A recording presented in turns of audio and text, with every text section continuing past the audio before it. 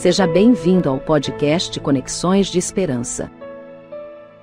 Este áudio é reprodução de leituras e reflexões diárias matinais de textos de Ellen White, feitas pelo pastor Carlos Alvarenga por videoconferência, através do aplicativo Zoom e transmitidas ao vivo pelo canal Conexões de Esperança no YouTube. Nosso desejo é que sua experiência com Deus seja enriquecida com o que você vai ouvir a seguir. Hoje as nossas considerações estão baseadas no capítulo 44 do livro O Desejado de Todas as Nações. Nós lemos assim: E ele, tornando a sair dos termos de Tiro e de Sidom, foi até o mar da Galileia, pelos confins de Decápolis. Fora na região de Decápolis que haviam sido curados os endemoniados de Gergesa. Ali, o povo, alarmado com a destruição dos porcos, constrangera Jesus a retirar-se deles. Escutara, porém, os mensageiros por ele deixados atrás de si, e despertara-se o desejo de vê-lo. Ao chegar outra vez àquela região, muito povo se reuniu em torno dele, e foi-lhe levado um homem surdo e gago. Jesus não curou o homem com uma só palavra, como de costume. Tomando a parte de entre a multidão, pôs-lhe os dedos nos ouvidos e tocou-lhe a língua. A palavra abre-te foi restituída ao homem à fala. Jesus subiu a montanha e para ali afluiu a multidão. Por 3 dias continuou a se aglomerar em torno do Salvador, dormindo à noite ao ar livre e durante o dia comprimindo-se ansiosamente para ouvir as palavras de Cristo e testemunhar suas obras. Ao fim de 3 dias, acabaram-se os alimentos que tinham. Jesus não os queria despedir com fome e chamou os discípulos para que lhes dessem alimento. Novamente, manifestaram sua incredulidade. Viram em Betsaida como, com a bênção de Cristo, o pouco que tinham dera para alimentar a multidão. Todavia, não lhe foram levar agora a pequena provisão, confiando em seu poder para multiplicá-la. E responderam a Jesus: De onde poderá alguém satisfazê-los de pão aqui no deserto? Obedientes à sua palavra, no entanto, trouxeram-lhe o que havia: 7 pães e uns poucos de peixinhos. A multidão foi alimentada, ficando 7 grandes cestos cheios de sobras. 4.000 homens, além de mulheres e crianças, foram, assim, revigorados.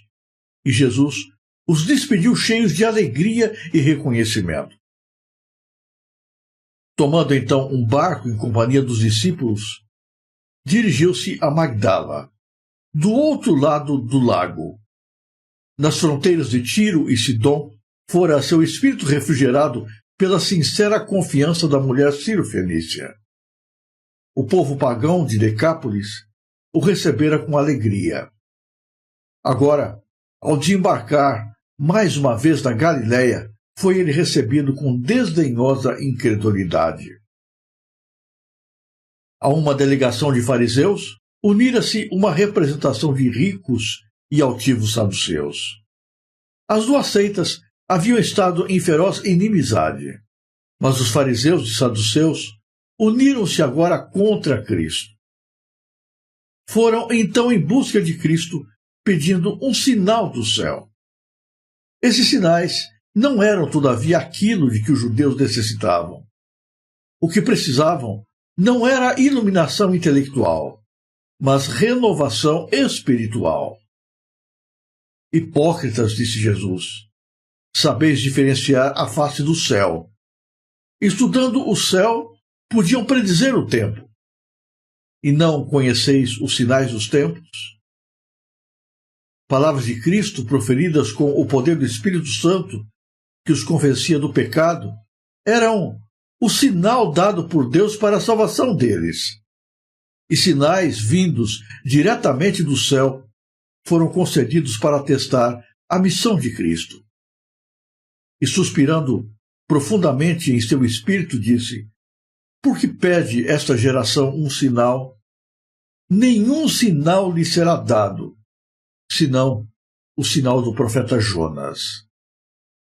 Como Jonas estivera 3 dias e 3 noites no ventre da baleia, assim havia Cristo de estar o mesmo tempo no seio da terra. E como a pregação de Jonas fora o sinal para os ninivitas, assim o era a de Cristo para a sua geração. Mas que contraste na recepção da palavra! O povo da grande nação pagã tremera ao ouvir as advertências de Deus. Os ninivitas ressurgirão no juízo com esta geração, disse Cristo, e a condenarão, porque se arrependeram com a pregação de Jonas. E eis que está aqui agora quem é mais do que Jonas. Cada milagre operado por Cristo foi um sinal de sua divindade. Mas para os fariseus, estas obras de misericórdia eram um positivo escândalo. O que levava os judeus a rejeitarem a obra do Salvador era a mais alta demonstração de seu caráter divino. Cristo não operou nenhum milagre a pedido dos fariseus. Mas o Evangelho não deixa de mostrar o sinal de sua origem divina. Não é um milagre que nos possamos libertar do cativeiro de Satanás. A inimizade contra Satanás não é natural ao coração humano. É implantada pela graça de Deus. Quando a pessoa que era dominada por uma vontade obstinada e má é posta em liberdade e se entrega de todo o coração à influência dos celestiais instrumentos de Deus, opera-se o milagre. Toda vez que uma alma se converte e aprende a amar a Deus e guardar-lhe os mandamentos, cumpre-se a promessa por ele feita. E vos darei um coração novo, e porei dentro de vós um espírito novo. A mudança do coração humano e a transformação do caráter é um milagre que revela um Salvador sempre vivo, operando para salvar as almas. Uma vida coerente em Cristo é grande milagre. Da pregação da palavra de Deus, o sinal que se devia manifestar então é sempre a presença do Espírito Santo. Esta é a testemunha de Deus perante o mundo quanto à divina missão de seu Filho. Você já pensou que maravilha seria se você tivesse oportunidade de ter presenciado o ministério de Jesus? De ter estado entre a multidão, ouvindo as palavras de Cristo, acompanhando Jesus curar os enfermos, de ensinar as multidões. Você já imaginou quão belo seria se você pudesse ter conhecido pessoalmente a Jesus? Muitos se gabam de ter conhecido pessoas importantes, de estar presentes em momentos marcantes da história. Imaginamos que a nossa fé seria forte como a rocha. Nunca se curvaria. Nunca teríamos qualquer problema de incredulidade. Hoje, muitos pedem para Jesus demonstrações visíveis de que Ele continua tendo poder, de que Ele continua nos amando, de que Ele continua agindo em nossa vida. Imaginam que os sinais fortalecerão a sua fé, mas sinais não estão relacionados com fé. Fé não é ver para crer. Não é confiar naquilo que você experimentou. Não é colocar a sua confiança naquilo que está claramente demonstrado diante dos seus olhos. Fé é você confiar no invisível. É você ser capaz de se apegar a Deus, mesmo quando você não o enxerga. É a sua disposição de confiar no Senhor, mesmo quando Ele permanece invisível, silencioso, aparentemente distante e indiferente à nossa realidade. As pessoas daquele tempo, daquela geração, viram muitos milagres de Jesus, mas nem por isso confiaram em Cristo. Vimos na leitura de ontem e na de hoje como os pagãos, que não tinham a Bíblia nas mãos, receberam a Jesus de coração aberto. Vimos a mulher Ciro-fenícia, que mesmo não recebendo o tratamento que talvez julgasse merecer de Jesus, não desistiu dele. Jesus voltou para Decápolis, a região dos endemoniados que foram curados e das pessoas que o haviam expulsado por causa dos porcos. Agora, os pagãos dessa região, levados pelo testemunho dos homens curados por Jesus, abriram a sua alma a Cristo. Jesus passou ali dias inteiros pregando sobre Deus e apresentando a eles as verdades do Evangelho.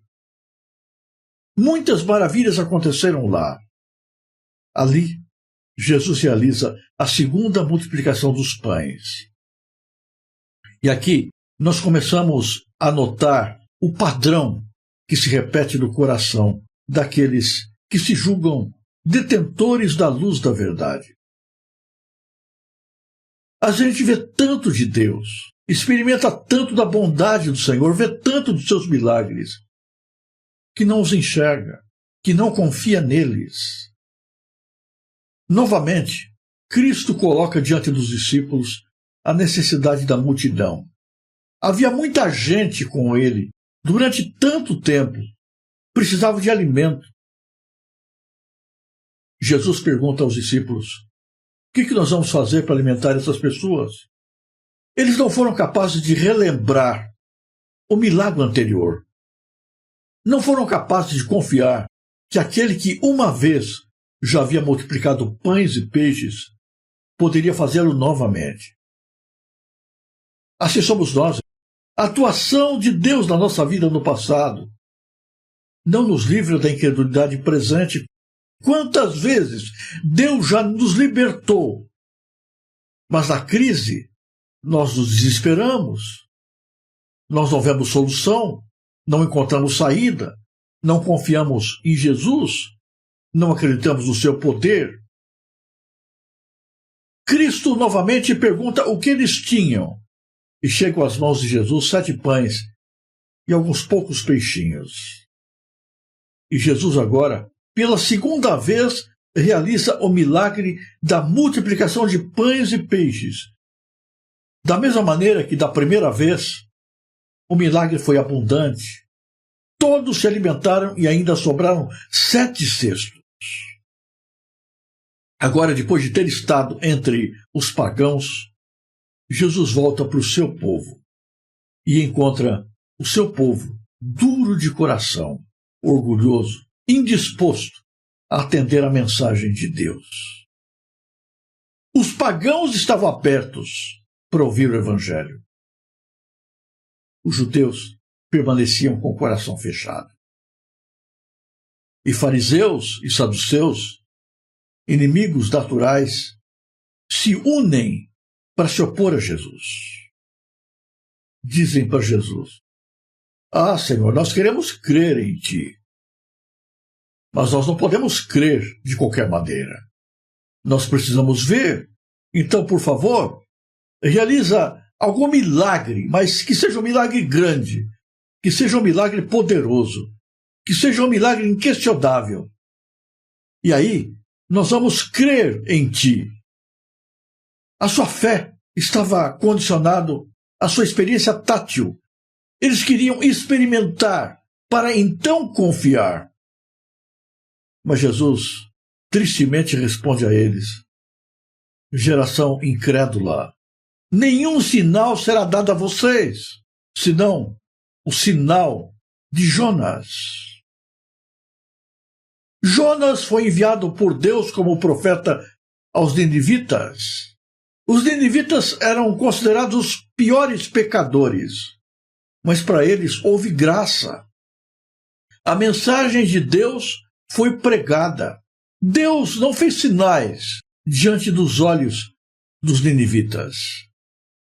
O milagre de Deus era a pregação e a transformação operada por meio da pregação da palavra. Mediante a pregação, corações foram transformados, vidas foram mudadas, pessoas se entregaram a Deus, converteram-se de verdade. Isso não é obra natural. O natural do coração humano é ser inimigo de Deus. A conversão sempre é fruto de um milagre. Esse foi o grande milagre de Deus para aquela geração. O grande sinal não eram enfermos sendo curados, pães sendo multiplicados. O grande milagre era a mensagem de Jesus. O poder desta palavra, a transformação de vidas, a salvação operada através do ministério de Jesus. Se esse milagre não toca, se esse milagre não alcança o coração, então nada mais o fará. Inúteis serão operação de sinais, milagres à nossa vista. Milagres podem convencer, mas não convertem. Podem tirar a dúvida do coração materialista, mas não subjuga a carne diante da graça e do poder de Deus. Os judeus eram duros de coração demais para se submeter ao poder da palavra. Eles queriam ser convencidos pelos sentidos, porque sua vida não estava baseada na fé, estava baseada nas sensações. Eles viviam para a carne, viviam para experimentar, viviam para sentir. Não estavam abertos às realidades do mundo espiritual. Para eles, a fé não existia. Eles precisavam de emoções, de sensações, de visões extraordinárias. Os tempos mudaram, mas a realidade permanece bem parecida. O mundo hoje também não está disposto a exercer fé. Mesmo o mundo religioso cristão vive em busca de sensações. As multidões querem ver para crer. Julgam que um culto só é poderoso, só tem a presença de Deus se ele mexe com as emoções, se ele faz as pessoas derramarem lágrimas, se ele faz as pessoas levantarem as mãos, se ele faz as pessoas baterem palmas e pularem de alegria. Julgam que o Espírito de Deus só está atuando se sentem a emoção como uma corrente elétrica envolver todo o seu corpo. Querem ver para crer. Essa geração vive para a carne e não para Deus. Vive dos sentidos e não da fé. Pedem para Jesus profecias, sinais, curas, maravilhas. E nós, às vezes, somos contaminados por essa geração também. Nós temos dificuldade de nos apegar pela fé às palavras de Deus que não podem ser provadas diante dos nossos olhos. Nós temos dificuldade de crer numa realidade que nós não vemos, de acreditar num céu que não enxergamos, de confiar no perdão que não vemos, na bênção que ainda não chegou, na presença de um Deus que não podemos tocar. A gente vai à igreja e julga que o culto da igreja é pobre, se não está recheado de emoção, se não parece aos nossos olhos como um espetáculo, se lágrimas não rolam, se maravilhas não acontecem, se poder visível não é demonstrado. A nossa geração é pior do que a geração de Nínive.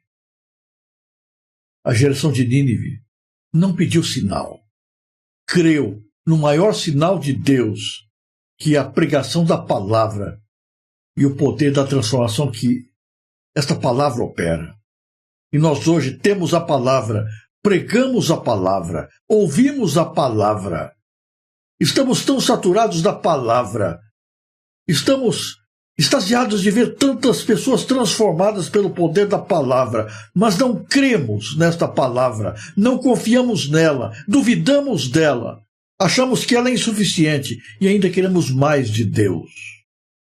Ah, Senhor, dá um sinal de que o Senhor me ama, me dá um sinal de que o Senhor está me ouvindo, me dá um sinal de que o Senhor está disposto a me abençoar. Deus não existe para nos dar sinais. O maior sinal do seu amor, ele já deu quando enviou a pessoa de Jesus Cristo. E ele continua dispensando esta graça sobre a nossa vida, fazendo chegar até nós os pensamentos do Evangelho que nos lembram quem é Jesus e o poder que Cristo tem para mudar a nossa realidade. O maior milagre, o maior sinal, foi aquele que Cristo já fez em nossa vida, libertando-nos da escravidão do pecado, abrindo os nossos olhos para a vida eterna, operando em nosso coração a transformação mediante a atuação do Espírito Santo. Este é o verdadeiro milagre. Eu não preciso de evidências exteriores. E se Deus derramasse multidões de milagres, esses milagres não seriam capazes de aumentar a minha fé. Porque fé não é confiar em Deus, porque Deus provou que Ele tem poder. Fé é me apegar a Ele, pelo poder da Sua palavra. Que nesse dia possamos confiar plenamente na pessoa de Jesus, na palavra de Jesus. A Bíblia é a verdade. Aquilo que Deus promete se cumprirá. Nenhuma palavra de Deus se perderá. As promessas de Deus para você são reais. Você pode confiar. Ah, pastor, mas eu não sinto nada. Parece que Deus está tão distante. Eu preciso experimentar alguma coisa para ter mais fé. Não, você não precisa experimentar. Você precisa unicamente crer, confiar, descansar na promessa de Deus. Se você apreciou este áudio, inscreva-se no canal para continuar conosco nesta jornada de crescimento espiritual. E se puder, não se esqueça de compartilhar com outras pessoas.